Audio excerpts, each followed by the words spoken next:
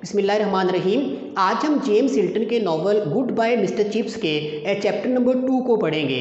इससे पहले हमने चैप्टर नंबर 1 में इन 7 टॉपिक्स पर बात की थी। Mister Chips life after retirement, fortnightly visit of mister Chips doctor mister Merivale, mister Chips birth in 1848, mister Chips first interview at Brookfield in 1870, mister Chips first class at Brookfield and what happened there, mister Chips humour और mister Chips feelings at the old age. ये वो 7 topics हैं जिनके ऊपर हम पिछले chapter में बात कर चुके हैं, और अगर आपने अभी वो लेक्चर नहीं सुना तो उसका लिंक नीचे डिस्क्रिप्शन में मौजूद है, आप एक दफ़ा उसको सुन लें। उसके बाद आप इस चैप्टर पे आएंगे तो फिर आपको बात की ज़्यादा समझ आएगी। और ये जो चैप्टर है चैप्टर नंबर 2, इसके अंदर हम इन 5 टॉपिक्स पर बात करेंगे, और एक दफ़ा आप इनको देखें। History of Brookfield public school, Mr. Weatherby's contribution to Brookfield, Brookfield's contribution to England, Mr. Chips' appointment and status at Brookfield, और Mr. Chips' first retirement in 1930। तो ये वो 5 टॉपिक्स हैं जिनको हम इस चैप्टर में डिस्कस करेंगे। तो आप देखें history of Brookfield public school, तो इसमें जेम्स हिल्टन हमें उस स्कूल के बारे में भी बताते हैं जिस स्कूल में मिस्टर चिप्स पढ़ाता रहा है। और ये स्कूल आप जानते हैं लंदन शहर के पास ही ब्रुकफील्ड नाम का एक गांव है, उस गांव के अंदर मौजूद है, और इस स्कूल का पूरा नाम है ब्रुकफील्ड पब्लिक स्कूल। और ये स्कूल इस्टेब्लिश हुआ था 16वीं सदी में मलका एलिजाबेथ के दौर में। और जब ये स्कूल बनाया गया था तो ये एक ग्रामर स्कूल था। उस ज़माने में ग्रामर स्कूल्स कहते थे ऐसे स्कूल्स को जिनके अंदर लैंग्वेजेस के ऊपर ज़्यादा फोकस किया जाता था। ख़ास तौर पे उस ज़माने में लैटिन और ग्रीक इन ज़ुबानों को सीखना बड़ा ज़रूरी समझा जाता था, और ये ग्रामर स्कूल्स की फ़र्स्ट प्रायोरिटी होती थी कि बच्चों को इन ज़ुबानों में प्रोफिशिएंट बनाना है। और बाद में फिर ये इन स्कूल्स के अंदर दूसरे सब्जेक्ट्स भी ऐड होते गए, मैथ और साइंसेस वगैरह। तो फिर इन स्कूल्स का शुमार जो बहुत बेहतर स्कूल्स होते हैं उनमें होने लगा। और जब ये स्कूल इस्टेब्लिश हुआ था तो उसके चंद सालों के बाद ही ये स्कूल बहुत ज़्यादा इंग्लैंड के अंदर पॉपुलर हो गया। और एक दौर ऐसा भी आया कि ये हैरो जो स्कूल था, ये एक और स्कूल आप जानते हैं, नाम सुना होगा, हमने बुक 2 के अंदर एक चैप्टर भी पढ़ा है, फर्स्ट ईयर एट हैरो। ये इंग्लैंड के अंदर कुछ बड़े नामवर जो स्कूल्स हैं उनके कुछ नाम आप स्क्रीन के ऊपर देख रहे हैं। ये हैरो जो स्कूल था ये वो स्कूल था जिसके अंदर विंस्टन चर्चिल जो इंग्लैंड के बड़े नामवर एक प्राइम मिनिस्टर गुजरे हैं वो पढ़ते रहे हैं। तो ये जो ब्रुकफील्ड स्कूल है ये भी एक दौर ऐसा आया कि इन बड़े स्कूल्स के लेवल पे आ गया, लेकिन उसके बाद फिर ये डिक्लाइन कर गया, इसमें स्टूडेंट्स की तादाद कम होने लगी। और इसके डिक्लाइन करने की शायद बड़ी वजह इस स्कूल के अंदर रिसोर्सेज की, वसाइल की कमी थी, इसकी बिल्डिंग जो थी वो भी काफ़ी नहीं थी। तो फिर 18th सेंचुरी के अंदर किंग जॉर्ज 1 ये एक बादशाह आए इंग्लैंड के अंदर, और इन्होंने फिर इस स्कूल की जो मेन बिल्डिंग थी उसको रिकंस्ट्रक्ट करवाया, और साथ फिर कुछ और एक्सटेंशंस ऐड किए। काफ़ी इसकी जो इमारत थी उसकी तोसी की गई, और उसके बाद फिर ये जो स्कूल था ये दोबारा से अपना जो स्टेटस है, पुराना जो स्टेटस है, उसको बहाल करने लगा। उसके बाद जब नेपोलियनिक वार्स का पीरियड शुरू हुआ, यानी ये 1803 से लेकर 1815 तक, आप याद रखना इस पीरियड को नेपोलियनिक वार्स का पीरियड कहा जाता है। यानी इस दौर में यूरोप के अंदर बहुत सारी जंगें होती रही, और उन जंगों का जो सबसे अहम किरदार था वो नेपोलियन था। ये फ्रांस की फ़ौजों का सरबराह था, और ये जो नेपोलियन था इसके ख़िलाफ़ या इसकी वजह से ये जंगें हो रही थी। तो उस वजह से पूरा यूरोप चूँकि एक बहरान का शिकार था, तो जिसकी वजह से तमाम इदारे, तमाम महकमे वो डाउनफॉल का शिकार हो रहे थे। तो ये जो ब्रुकफील्ड स्कूल था ये भी उसके असरात से महफूज ना रह सका, और ये भी जवाल का शिकार हो गया। यानी इस स्कूल की जो हिस्ट्री है वो इसी तरह की है, अप्स एंड डाउन्स हैं इसकी हिस्ट्री में। और फिर उसके बाद मलका विक्टोरिया का जब दौर शुरू होता है, ये क्वीन विक्टोरिया आपने नाम सुना होगा, 1837 से लेकर 1901 तक, यानी 64 साल इसने बरतानिया के ऊपर हुकूमत की। और ये बरतानिया के अंदर तवील तरीन अरसे तक हुक्मरान रहने वाली जो खातून है उनमें इनका शुमार होता है। तो इनके दौर में फिर ये जो स्कूल था ये दोबारा से रिवाइव होने लगा, दोबारा से अपने मकाम और मर्तबे को बहाल करने लगा। और यहाँ पर एक बड़ा अहम कैरेक्टर इस स्कूल की हिस्ट्री का वो सामने आया और उस कैरेक्टर का नाम था मिस्टर वेदरबी। ये जो दूसरी चीज़ हम इस चैप्टर में पढ़ेंगे वो यही है mister Wetherby's contribution to Brookfield. Mister Wetherby ने 1840 में इस स्कूल के अंदर हेडशिप को संभाला, यानी मलका विक्टोरिया का दौर शुरू ही हो रहा था। 1837 में उन्होंने इक़्तिदार संभाला और 1840 में ये जो वेदरबी थे इन्होंने ब्रुकफील्ड स्कूल के हेडमास्टर के तौर पे काम का आगाज़ किया और इन्होंने फिर स्कूल की जो शानदार रवायात थी, शानदार जो तारीख थी, उनको रिवाइव करने के लिए, उनकी बहाली के लिए कोशिशों का आगाज़ किया। और इनके दौर में काफ़ी सारे जो नोटेबल इंग्लैंड के लोग थे, अमीर लोग थे, उन्होंने काफ़ी इस स्कूल को सपोर्ट किया, जिसकी वजह से ये स्कूल वसाइल की जो कमी का शिकार था वो काफ़ी हद तक दूर हो गई। और फिर उसके बाद इस स्कूल ने इंग्लैंड की हिस्ट्री में अपना एक बड़ा अहम रोल प्ले किया। और जेम्स हिल्टन हमें बताते हैं कि इस स्कूल ने बहुत सारे हिस्ट्री मेकिंग, तारीख साज किस्म के लोग पैदा किए इंग्लैंड की हिस्ट्री में, जिन्होंने बड़ा अहम किरदार अदा किया।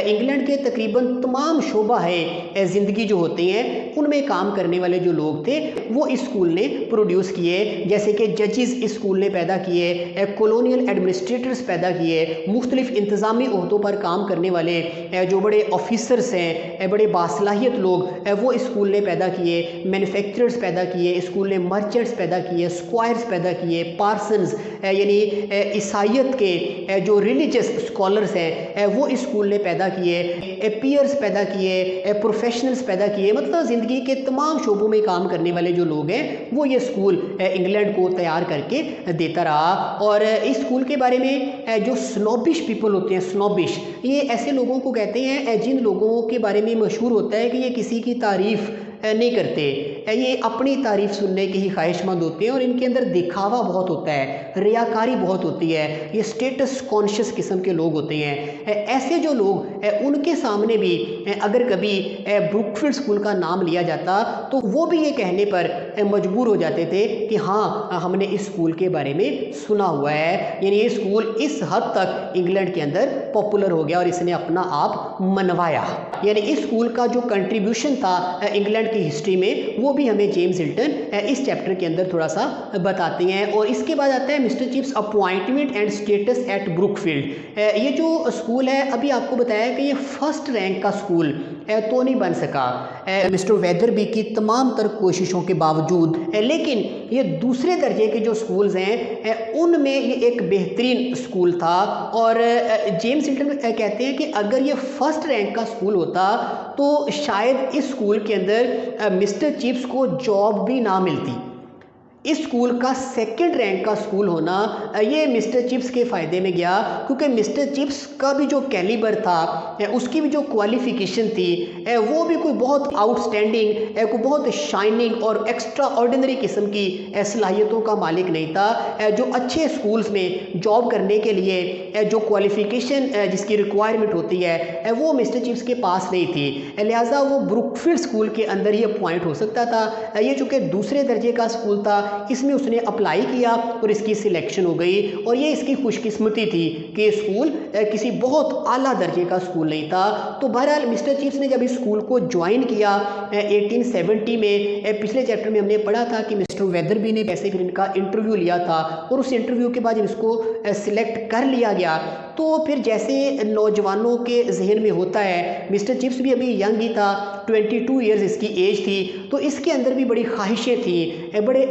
इरादे थे, बड़े अज़ाइम थे इसके अंदर कि मैं बहुत आगे तक जाऊंगा, मैं स्कूल का हेडमास्टर बनूंगा वगैरह वगैरह। बड़ी प्लानिंग किया करता था, बड़े ख्वाब देखा करता था। लेकिन बार बार की आजमाइशें और मुश्किलात के बाद, यानी इसकी चूँकि क्वालिफ़िकेशन बहुत अच्छी रही थी, मीडियोकर सी डिग्रीज थी इसके पास, एवरेज टीचर था, कोई बहुत ज़्यादा एक्स्ट्रा ऑर्डिनरी सलाहियतें नहीं रखता था, काबिल एहतराम था, रिस्पेक्टेबल था, लोग इसको ऑनर देते थे, स्टूडेंट्स भी पूरी ऑनर देते थे। लेकिन प्रॉब्लम ये था कि ये बहुत ज़्यादा ब्रिलियंट और शाइनिंग किस्म का टीचर नहीं था। लिहाजा कुछ अरसे के बाद ही इसको एहसास होने लगा कि उसको बहुत बड़े बड़े ख्वाब नहीं देखने चाहिए। उसकी जो इनएडिक्वेसी ऑफ इस क्वालिफिकेशन है, वो हेडमास्टर बनना चाहता था।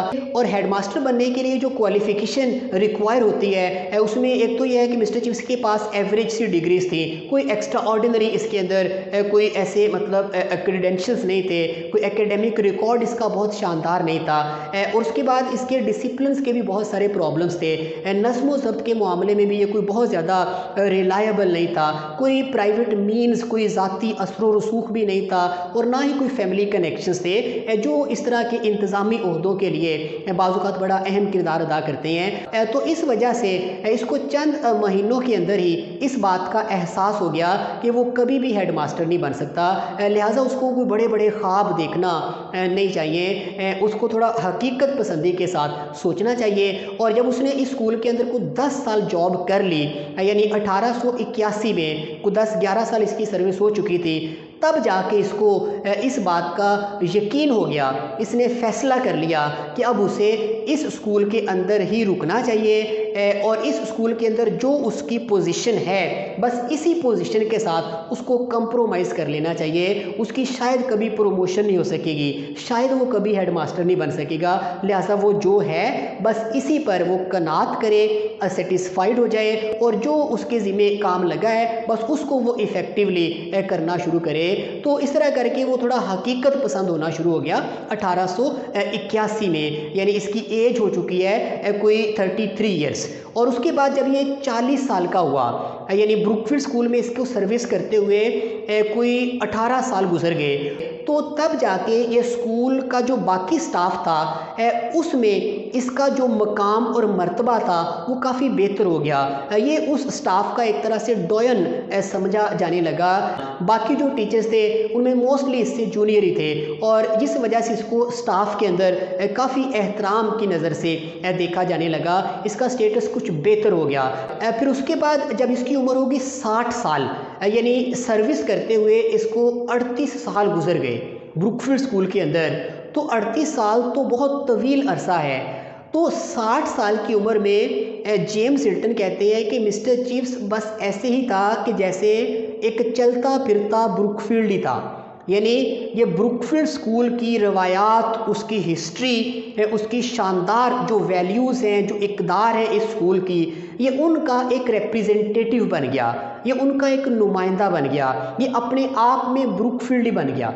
और इसको इतना ज़्यादा अब ऑनर दी जाने लगी कि स्कूल के अंदर कोई भी प्रोग्राम्स होते, कोई तकरीब वगैरह होती तो उसके अंदर इसको गेस्ट ऑफ ऑनर के तौर पे बुलाया जाता था। ख़ास तौर पे जो पुराने स्टूडेंट्स के लिए, एक्स स्टूडेंट्स के लिए जो एक एनुअल डिनर होता था, ओल्ड ब्रुकफील्डियन डिनर, उस डिनर के अंदर मिस्टर चिप्स को बुलाया जाता था मेहमान खुसूसी के तौर पर, और इसको बहुत ज़्यादा ऑनर दी जाने लगी। और ये एक कोर्ट ऑफ अपील की हैसियत रखता था, यानी स्कूल के अंदर कोई भी प्रॉब्लम्स पैदा होते, कोई इश्यूज पैदा होते बच्चों के दरमियान या स्टाफ के या और ऐसे मामलात जिनका ताल्लुक किस स्कूल की रवायात के साथ होता, तो वो फिर मिस्टर चिप्स के पास उस इशू को लाया जाता था और ये फिर उसमें जो एडवाइस करता था उसको फॉलो किया जाता था। तो ये एक जज की, एक कोर्ट ऑफ अपील की हैसियत रखता था। तो इस तरह फिर जेम्स हिल्टन हमें बताते हैं कि जब 60 की एज हो गई, यानी रिटायरमेंट को अब कुछ साल बाकी रह गए हैं, तो ये स्कूल के अंदर सीनियर तरीन ये मतलब टीचर था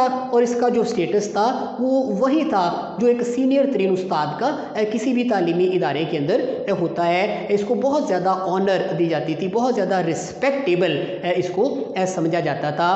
और उसके बाद जेम्स हिल्टन हमें मिस्टर चिप्स की जो फर्स्ट रिटायरमेंट है जो 1913 में हुई थी, 65 साल जब इसकी उम्र थी, उसके बारे में भी बताते हैं। तो 65 साल जब इसकी सर्विस की उम्र पूरी हो गई, ये रिटायर हुआ और रिटायरमेंट के मौके पे जैसे स्कूल्स की, कॉलेजेस की रवायात होती हैं कि जब कोई कॉलीग रिटायर होता है तो उसके लिए फिर एक अलविदाई पार्टी की जाती है, उसको प्रॉपर फेयरवेल किया जाता है और उस तकरीब के अंदर उसको खराजे तहसीन, खराजे अकीदत पेश किया जाता है, उसकी खिदमात का एतराफ़ किया जाता है और उसको अच्छे कलमात के साथ रुखसत किया जाता है। तो मिस्टर चिप्स के लिए भी एक ऐसी ही तकरीब का अहतमाम किया गया। उस तकरीब में काफ़ी मतलब सारे स्टूडेंट्स ने भी पार्टिसिपेट किया, टीचर्स ने पार्टिसिपेट किया, बड़ा शानदार वो फंक्शन था। आगे चल के हम उसके बारे में कुछ और भी पढ़ेंगे, लेकिन इस चैप्टर में हमें सिर्फ ये बताया गया कि जब वो तकरीब ख़त्म हुई तो फिर उसके बाद मिस्टर चिप्स को एक चेक दिया गया ये जो ग्रेजुएटी और पेंशन वगैरह का जो चेक होता है। फिर उसके बाद इसको एक राइटिंग डेस्क दिया गया। ये उस ज़माने में जो लिखने के लिए डेस्क वगैरह इस्तेमाल होते थे, वो इसको एक गिफ्ट के तौर पे दिया गया। फिर उसके बाद एक क्लॉक इसको गिफ्ट किया गया। उस ज़माने में क्लॉक नए नए आए थे और ये काफ़ी कॉस्टली आइटम होता था। तो मिस्टर चिप्स को एक क्लॉक दिया गया, एक राइटिंग डेस्क दिया गया, एक चेक दिया गया। फिर बच्चों ने 3 चीयर्स 3 मरतबा बच्चों ने भरपूर शोर मचा के और तालियां बजा के अपने इस हर दिल अजीज़ उस्ताद को अलविदा कहा, इसको रुखसत किया गया।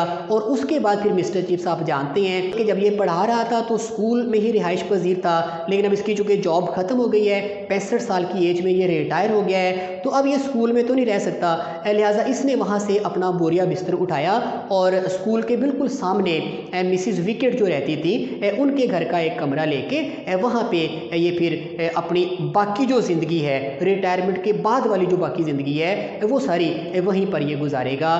तो यहाँ पर ये चैप्टर नंबर 2 ख़त्म होता है और जेम्स हिल्टन हमें बताते हैं कि ये रिटायर तो हो गया, लेकिन अभी इस कहानी का कुछ हिस्सा बाकी है। और वो जो हिस्सा बाकी है, यानी इसको 2 सालों के लिए एक मरतबा दोबारा इसी स्कूल में बुलाया जाएगा। ये कुछ काम मज़ीद भी करेगा, 2 साल ये मज़ीद सर्विस करेगा, ऑनरेरी ये यहाँ पे काम करेगा, लेकिन वो आगे चल के हम उसके बारे में पढ़ेंगे। फ़िलहाल जेम्स हिल्टन बताते हैं कि ये कहानी ख़त्म नहीं हुई, रिटायर हो गया, लेकिन ये कहानी अभी बाकी है, इसकी ज़िंदगी की कहानी अभी बहुत बाकी है। और इस चैप्टर में जो पॉसिबल शॉर्ट क्वेश्चंस बनते हैं वो ये 7 हैं। इनमें से पहले नंबर पे तो है right a note on Brookfield public school. तो ये जेम्स हिल्टन ने हमें शुरू में इस स्कूल के बारे में ही कुछ बताया है कि ये कब इस्टेब्लिश हुआ, फिर कैसे इसके कुछ अप्स एंड डाउन्स आए इसकी हिस्ट्री में। क्वीन एलिजाबेथ ने इसको इस्टेब्लिश किया था, फिर किंग जॉर्ज 1 18th सेंचुरी में इसको थोड़ा मतलब रिवाइव किया गया, इसकी जो बिल्डिंग थी उसमें कुछ इजाफा किया गया और उसके बाद ये स्कूल फिर दोबारा से बेहतर हो गया।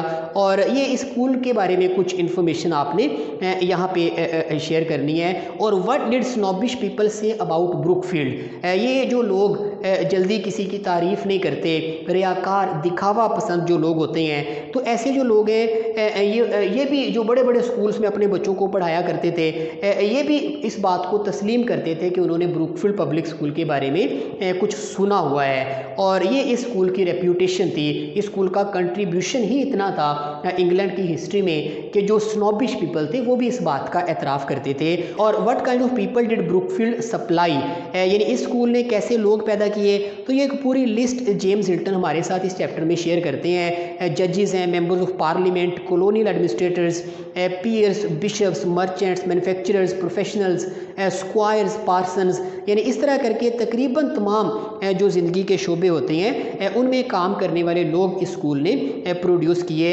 और what did mister Chips realise after his 10 years stay at Brookfield, यानी अब इसको यहाँ रहते हुए 10 साल गुजर गए तो फिर इसको ये एहसास होने लगा कि वो ब्रुकफील्ड स्कूल के लिए है और ब्रुकफील्ड स्कूल उसके लिए है। उसको कोई बहुत बड़े बड़े ख्वाब नहीं देखने चाहिए, उसको अपनी इनएडिक्वेसी, जो उसकी क्वालिफ़िकेशन में जो कमी थी, जो सलाहियत की कमी थी, उसको इदराक हो गया, वो हकीकत पसंद हो गया। तो उसने फ़ैसला कर लिया कि he should stay at Brookfield, उसे यहीं पे रुकना चाहिए और यहीं पे अपनी सारी सर्विस जो है उसको मुकम्मल करना चाहिए। तो उसके बाद what was the inadequacy of mister chips qualification for getting headship, headmaster बनने के लिए जो क्वालिफ़िकेशन चाहिए होती है मिस्टर चिप्स के पास तो नहीं थी। तो क्या कमी थी इसकी क्वालिफ़िकेशन में, वो भी हमें जेम्स हिल्टन बताते हैं कि इसके पास कोई मतलब डिग्रीज़ बहुत अच्छी नहीं थी, मीडियोकर डिग्रीज़ थी, डिसिप्लिन के काफ़ी सारे इश्यूज़ थे, रिलायबल नहीं था इसका डिसिप्लिन, और उसके बाद कोई प्राइवेट मीन्स नहीं थे, कोई फैमिली कनेक्शंस नहीं थे। ये चीज़ें बाज़-औक़ात इंतज़ामी ओहदों के लिए बहुत ज़रूरी होती हैं, तो मिस्टर चिप्स के पास ये चीज़ें नहीं थी। इसका उसको बहुत जल्द इदराक हो गया और उसके बाद फिर उसने हेडमास्टर बनने का जो ख्याल था उसको अपने ज़हन से निकाल दिया। What was the status of mister chips eight Brookfield, यानी इस स्कूल के अंदर इसका कैसा स्टेटस था। था। तो स्टेटस आपको पता है जैसे जैसे सर्विस इसकी ज़्यादा होती गई वो स्टेटस भी बेहतर होता गया। पहले तो बिल्कुल यंग था, 22 ईयर्स एज थी, बिल्कुल एक नौजवान की तरह ये आया स्कूल में, स्कूल को ज्वाइन किया। फिर जब इसकी 40 साल उम्र हो गई तो ये स्टाफ का सीनियर मेंबर समझा जाने लगा। और उसके बाद जब 60 ईयर्स इसकी एज हो गई, यानी सर्विस करते हुए को 38 साल गुजर गए, तो फिर जेम्स हिल्टन कहते हैं कि ये अपने आप में ब्रुकफील्ड ही बन चुका था। यानी ये गेस्ट ऑफ ऑनर के तौर पे इसको तकरीबात में बुलाया जाता था और इसको एक कोर्ट ऑफ अपील का दर्जा हासिल हो चुका था। In all matters affecting Brookfield history and traditions के साथ, रवायात के साथ जिनका ताल्लुक था, उनमें मिस्टर चिप्स से एडवाइस ली जाती थी और इसके मशवरे पर अमल किया जाता था। और उसके बाद आखिरी क्वेश्चन इस चैप्टर में जो बहुत इंपॉर्टेंट है और वो ये है कि when did mister Chips retire and what was presented to him on the day of his retirement.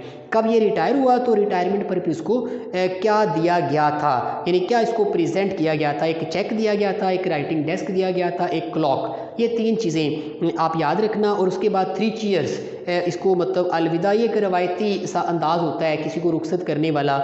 3 मरतबा बच्चों ने शोर मचा के क्लैपिंग करके अपने इस उस्ताद को अलविदा किया, इसकी खिदमात का एतराफ़ किया। और उसके बाद फिर मिस्टर चिप्स आप जानते हैं मिसिस विकेट के यहाँ रहने के लिए, अपनी बकिया ज़िंदगी गुजारने के लिए चला गया। तो ये 7 इसके शॉर्ट क्वेश्चंस हैं जो इस चैप्टर में से बनती हैं। ये चैप्टर पहले वाले चैप्टर से थोड़ा मुख्तसर है, तो इसमें बस यही चीज़ें हैं, आप इनको याद रखें। अब अगले लेक्चर में हम जो चैप्टर नंबर 3 है उसको पढ़ेंगे। तो फ़िलहाल इजाज़त दीजिए, अल्लाह हाफिज़।